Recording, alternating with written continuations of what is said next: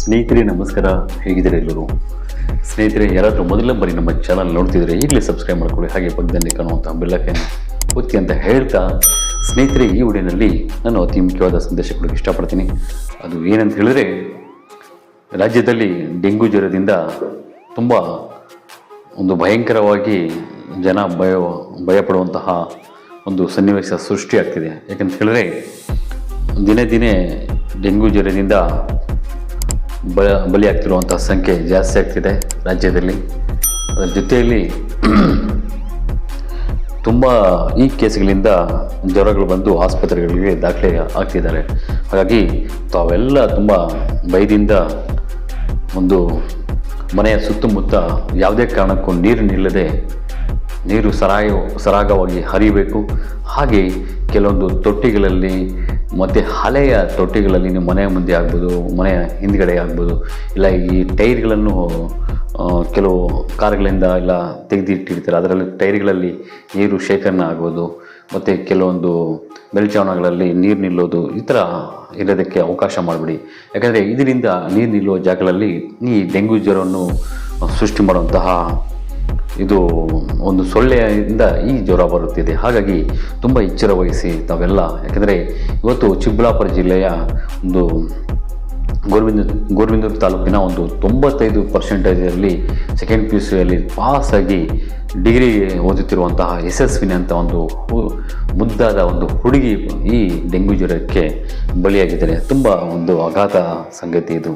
ಯಾಕಂದರೆ ಒಂದು ವಿದ್ಯಾರ್ಥಿನಿ ಅಂದರೆ ಸ್ವಲ್ಪ ಅಷ್ಟು ನೀಟಾಗಿ ಶಿಸ್ತಾಗಿ ಅದರಲ್ಲಿ ಒಂದು 95% ಅಂಕೆಯನ್ನು ಪಡೆದು ಕಾಲೇಜಿಗೆ ಹೋಗುವಂಥ ಒಂದು ವಿದ್ಯಾರ್ಥಿನಿ ಎಷ್ಟು ಎಚ್ಚರದಿಂದ ಪ್ರತಿನಿತ್ಯ ಸ್ನಾನ ಮಾಡೋದು, ಓಡಾಡೋದು ಎಲ್ಲ ಮಾಡ್ತಾಯಿದ್ರು ಅವ್ರಿಗೆ ಡೆಂಗ್ಯೂ ಜ್ವರ ಸೊಳ್ಳೆಯಿಂದ ಬಂದು ಒಂದು ಚಿಕಿತ್ಸೆಗೆ ಬೆಂಗಳೂರಿಗೆ ಆಸ್ಪತ್ರೆಗೆ ಸೇರಿ ಚಿಕಿತ್ಸೆ ಒಂದು ಫಲವಾಗದೆ ಇವರು ಸಾವನ್ನಪ್ಪಿದ್ದಾರೆ ಈ ಹುಡುಗಿ.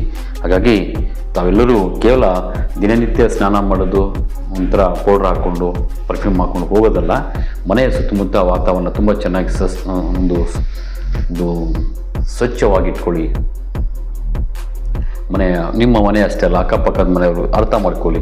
ನಿಮ್ಮ ಮನೆ ತುಂಬ ಚೆನ್ನಾಗಿ ನೀಟಾಗಿ ಇಟ್ಕೊಂಡಿದ್ದಾರೆ, ಅಕ್ಕಪಕ್ಕದಲ್ಲಿ ವಿದ್ಯಾವಂತರು ಯಾರಾದರೂ ಇದ್ದು ಎಲ್ಲಂದರೆ ಅಲ್ಲಿ ನೀರು ನಿಲ್ಲೋ ಥರ ಮಾಡ್ಕೊಳ್ಳೋದು, ಮತ್ತು ಟೈರ್ಗಳನ್ನು ಶೇಖರಣೆ ಮಾಡೋದು, ನೀರು ನಿಲ್ಲೋದು, ಹಳೆ ತೊಟ್ಟಿಗಳಲ್ಲಿ ಯೂಸ್ ಮಾಡದಿರುವಂಥ ತೊಟ್ಟಿಗಳಲ್ಲಿ ಪ್ಲಾಸ್ಟಿಕ್ ಡಬ್ಬಗಳಲ್ಲಿ ನೀರು ಶೇಖರಣೆ ಆದರೆ ಅಲ್ಲಿ ಸೊಳ್ಳೆಗಳು ಉತ್ಪತ್ತಿ ಆಗ್ತವೆ ಜಾಸ್ತಿ.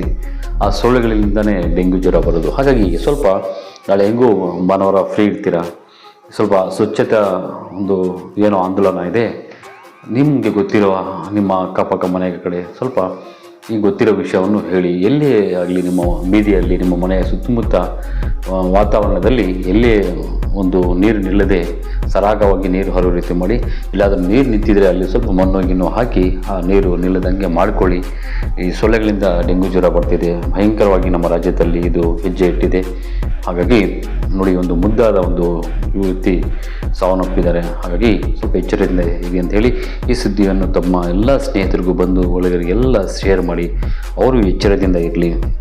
ಯಾಕಂದರೆ ಸಾವು ಅನ್ನೋದು ಆದಾಗ ಮತ್ತೆ ಎಷ್ಟೇ ಕೋಟಿಗಳಿದ್ರು ಮತ್ತೆ ವಾಪಸ್ ಬರಲ್ಲ. ಹಾಗಾಗಿ ತಮ್ಮ ಪ್ರಾಣವನ್ನು ಕಾಪಾಡ್ಕೋಬೇಕಾದ್ರೆ ಸ್ವಲ್ಪ ಎಚ್ಚರದಿಂದ ಇರಿ ಅಂತ ಹೇಳ್ತಾ ನಮಸ್ಕಾರ, ಧನ್ಯವಾದಗಳು.